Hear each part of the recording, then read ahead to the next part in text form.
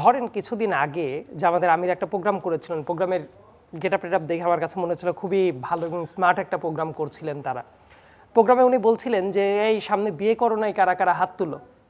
হাতটা তোলার পরে তারপর বলছে ওই যে বিয়ে কাদেরকে করা যাবে করা যাবে না, বাড়িতে গোলাপ ফুল নিয়ে আসবা, অমুক নিয়ে আসবা, তমুক নিয়ে আসবা, ওই যারা কাজ করে কামলা নিয়ে আসা যাবে না। এই ব্যাপারটার একটু ব্যাখ্যাটা কি হইতে পারে? মানে ওই যে বিয়ে করার ক্ষেত্রে নারীরা, কোন নারীরা কামলা? কামলা ব্যাপারটাকে তো অবশ্যই এই জায়গায় নেগেটিভ একটা ভাইব দিয়ে প্রেজেন্ট করা হয়েছে। মানে কাজ যারা করে এরা কি কামলা না? কি অর্থে এই যে কামলা ঘরে আনা যাবে না, তার মানে কি? তার মানে উনি দুইটা ক্যাটাগরি করে দিলেন, রাইট? যে এক পাশে থাকবে যে গোলাপের মতো ফুল অমুক তমুক, আর এক পাশে হলো কামলা। এই কামলা বিচার করার যে স্কেলিংটা, সেই স্কেলিংটা কি ছিল জামাতের আমিরের? এই উত্তরটা পেলে বোধহয় তাহলে বুঝতে পারতাম যে মানসিকতাটা কোথায়। আপনি জিনিসটাকে বুঝতে পারেন কি বলেছেন।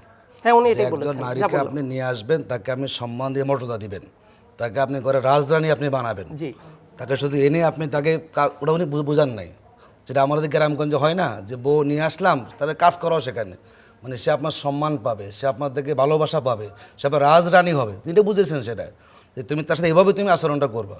মানে কর্মজীবী হওয়া যাবে না, কর্মজীবী বোঝানো হয় না, মানে কামলা মানে যে আচরণটা বুঝেছেন, যে ওই রকম বিহেভিয়ার করা যাবে না। মানুষ যেরকম করে থাকে তুমি তাকে রাজধানী হিসেবে গ্রহণ করবা, তুমি তাকে ভালোবাসবা, তিনি ওটা বুঝিয়েছেন। এটি তুমি সিম্বলিক বুঝেছেন এখানে, যে সে তোমার সম্মান পাবে, মর্যাদা পাবে, তাকে তুমি আদর যত্ন রাখবে। এটাকে অন্য বুঝে দেখে বলছেন যে এভাবে তাকে ব্যবহার করা যাবে না, যে তোমার একদম দাস হয়ে থাকবে। ইতি বুঝেছেন যে সে তোমার রাজরানী হবে। এটাকে ওইভাবে বুঝতে হবে। ওই যে মানে ব্যাপারটা কি এরকম?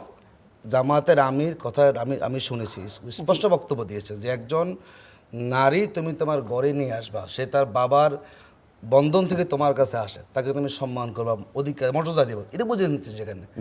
তাকে শুধুমাত্র এসে সে ঘরের কাজই করবে, যাতে এই উদ্দেশ্য তিনি মিন করেন না, যে তাকে ও সব দিকে তাকে তুমি ভালো রাখবা, যত্ন রাখবা, গর্বের মতো রাখবা, সেটা বুঝিয়েছেন সেখানে।